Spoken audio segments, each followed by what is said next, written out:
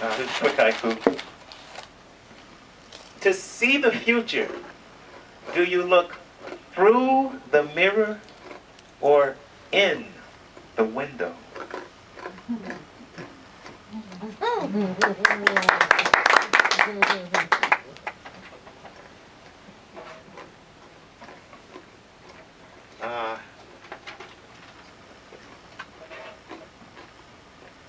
Not sure where I was going with this poem. It's a funny thing about poetry. Poetry kind of comes up on you. At least it does for me. And it has a tendency to evaporate just as quickly, so you have to. It began here, at the mouth of this hungry little foot cloud, where sunlight beats flight to the sparrows, daylight guides the bats back out of sight. It spake the whispered prayer from the barrel of guns, carving diagrams of peace from weapons of war. Ongoing history, life in death's grip. All this sparkling disaster as children pick forsythia from their grandfather's dreams, and the gods hide in caves, heaping spoonfuls of courage-flavored ambrosia to their fearful hearts fallen in their chests. War. Not even the gods can escape. War. Filling men's wallets with bullets, leaving holes in their $10 bills. War. The pre-planned tornado, forcing us to lock every cubic inch of air away that one day we may safely breathe again. The enemy activates his ballistics, and red is the desert that ensues upon our fertile ground. Perhaps under the print of steel-toed armory, a message scratched in the heart of dismay may overrule the dark fossils of conquest, screaming in the hearts of our fellow man. For it may be very well that mortals seize upon the ice and grief of violence, because peace is the more resistant struggle to wage.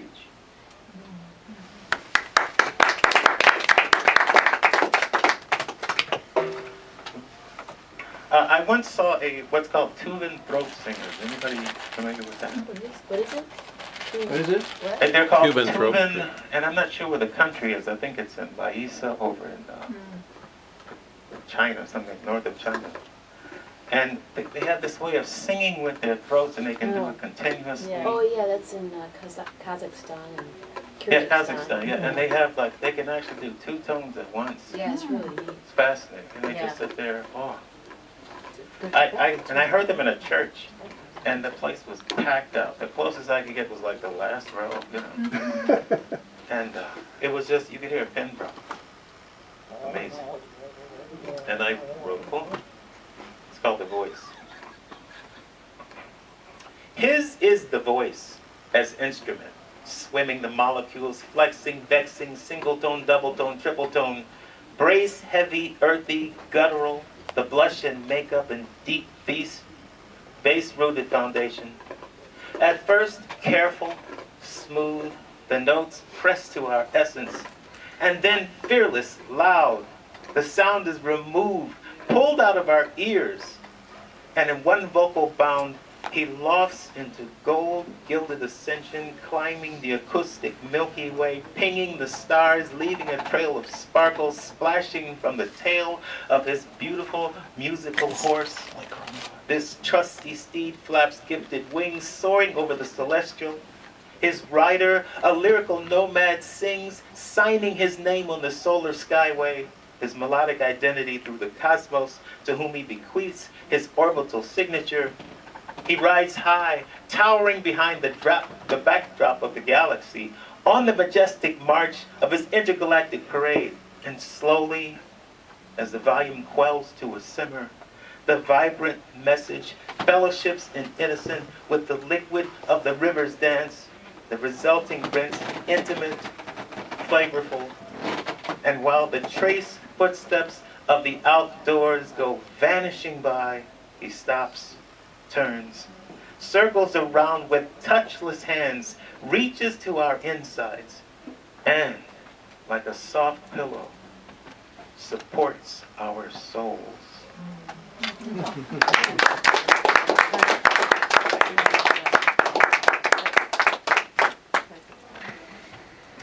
Here's another haiku. I, the lucky star who floats blind, happy in your endless galaxy.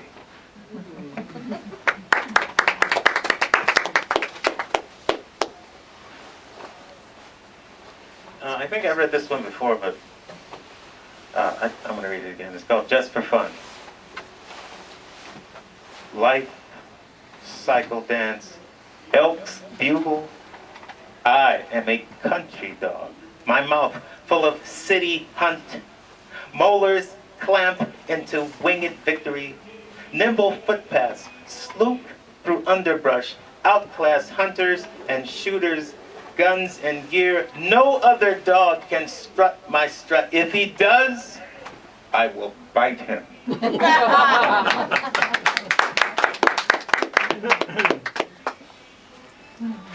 I used to work with a guy named Sam Ware, and he was one of those guys on the job. He's the kind of guy that he just connects with everybody.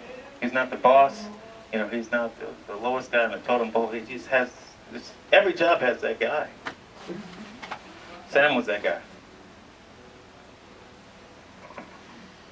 Where is Sam Ware?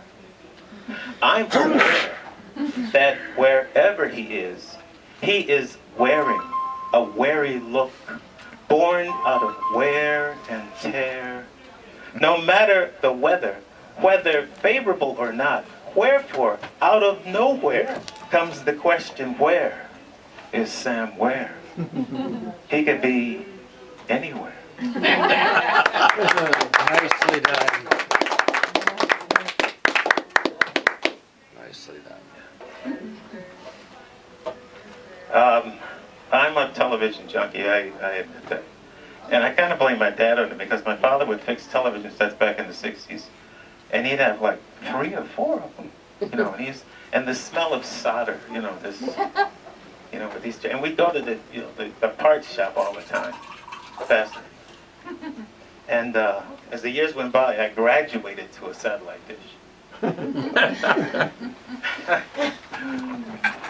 It's called satellite dish. Satellite dish with your metal petal, picking up the stations that pour across my rooftop, funneling light from the dark that speaks to the stars at light speed. I am the happy convert, strapped in my bucket seat, swallowing munchies at the drop of a commercial notice, awaiting the destiny of new worlds all around me unseen. My fingers cloak the remote to coax my venture into your electro-education, hidden neath my proton-neutron raincoat. I sit leadfoot before the protectant silver that shines in gold visions against my magnetic screen. Tall, the dark army of sponsors races newborn through the kitchens of fabric, music, and mystery. Each station a restaurant of menus in 7 languages. Worn and weary, I chance upon chain charts of choices galore, chopped by wheels chest high and change channels till my fingers bleed for mercy. Copper tightrope that binds my travel tube to the tiny gray kite overhead brings reality and relief from reality, with its face bolted forever south, referencing the 22,000-mile-high kings, way beyond our view, to bring us the views that are way beyond our view.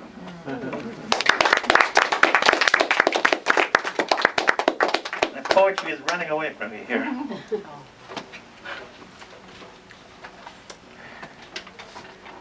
got a couple more I'm going to read. Good.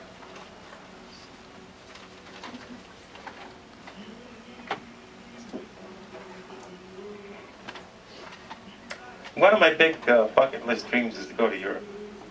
And I think I'd like to start with Venice. from what I've seen from it so far. On TV and magazines, books. Venice, where the gods eat breakfast biscuits of joy, where the hand of the innocent falls under the bracing loop of sky. The winged lion cracks his whiptail in Byzantine pillage of coveted power, slip, swipe back and forth, cleansing the names of relics all around, where gold candy coats the sacred altar, ornaments the cosmos, drawn on shiny knees of wood. People walk the spider web's elegance, ring the elevated bells of the canal, crisscross the ingested lagoon, where monuments are built to plagues, screaming to placate the gods for mercy, where dining tips in small cars parlay into grand tables of gastronomy, where palaces wash their front doors in the Mediterranean, where San Marcos stands without bridge, packs its mansion rooms with Picasso, bits of Max Ernst, Jackson Pollock outtakes, where church names announce the floor plans of heaven, the wardrobe of the saints, where gondolas glide glass clean, glint the glow of glistening oarlocks, where moon oil moistens your lapels, bid you jump, scuttle, run to its mantle of blessings. Venice. You better go quick because it's sinking. It's literally sinking. It's been sinking for hundreds of years. You're just going to have to step in more water. No, the industrial park has used so much water. The water table is causing it to collapse. Remember their last attempt to pump stuff under it made it sink more. I got about maybe 3 more. The sea level rise. And that would help it too. I've been in a recording studio before, and it's, you know, to stand there and realize all those that have gone before you. It's called sound room. I stood in the sound room, waiting. Like spoiled children, my fingers thirst to unpack rainbows, ivory, ebony, colored, clipped, and brooding. My brain caffeine rinsed, phase clean, hungry to play. Just yesterday, the drumstick speckled one-note samba smatters reverb on the main heart of these stingy, cringy walls. Just yesterday, a youth chorus braved these mics, corralled the iambic, and pulled circles from square codes on the page. Just yesterday, the fretless wonder stood where I stand, neath these ceiling tiles, reached the first note, guitar electric, which played itself so deft his touch. This is the place of music, invisible fingers, aurora borealis, Cinderella dreams, in my eyes the look of providence, creature strange, musing upon those before me, their charts still singing, their echoes still blaring. And now my turn. Vision rises from throat bottom, lungs warp huge, reload, lips square themselves, silence, breath, begin.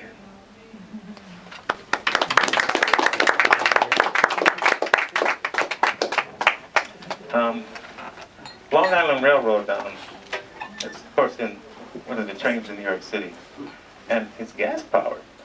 I didn't know that. I thought it was somewhere. I thought it was electric. But I was on that train once, and Vlad he knows that train. He was there with me. And I happened to notice one of the other passengers on the plane. It's called Woman Asleep on the LIRR. You fall asleep, dead bliss. Your voice inside, caged in light, tastes the tingle, sips the slow brew of vision. A world of grade school French gathers dew from oil crowding the lips of Greek-German missionaries who dance in Irish jig of African descent. Firebush, Woodstock, Indian rain dance, the carpet spice of century. Oh, well, time to get off.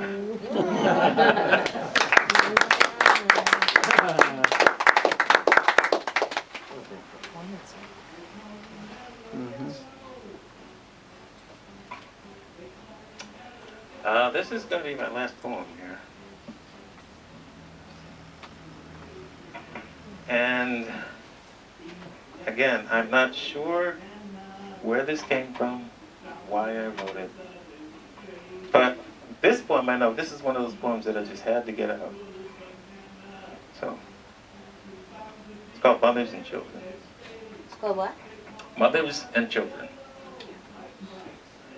Mothers and children, bond special, illustrates sentiment of warmth and magic. Free-spirited tummy dance for 9 months. Music, joy, laughter, waiting to be born. Beneath the pillow box of walking softness, mother carries me to a celebration. It is Jay's birthday. My future best friend, set free before me. Back home, my father plays catch solitaire, preps his arm for the day when I will join him.